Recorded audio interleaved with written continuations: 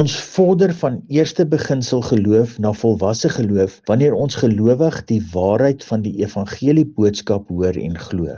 Ook na ons die waarheid van die evangelie gehoor het, dan toepas met Vader se geloof wat in ons werk. Ons geloof is eers elementêr, want dit gaan eers oor hoor en sien, soos Hebreërs 6 vers 1 tot 2 verduidelik. Met verloop van tyd word ons opgetrek deur Vader in 'n riem van geloofsaksie. Dit is dan die oorgangsproses. Ons word oorgebring van die gehoor van die geloof in Christus na die toepassing van die geloof van Christus wat in ons werk tot eer van Vader.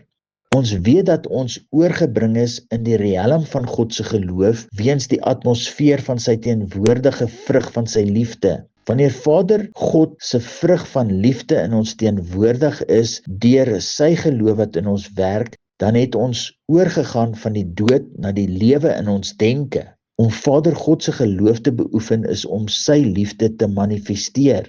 Eers word ons oorgebring na die koninkryk riem van die seun van sy liefde. Daarna is ons oorgehaal tot 'n gehoorsame doen van sy wil met sy geloof wat in ons werk. Laastens volg 'n oorgaan van God na ewige lewe in die getroue oorgang van elementêre geloof na volwasse geloof in oorgawe aan Vader se liefde vir die hele mensdom.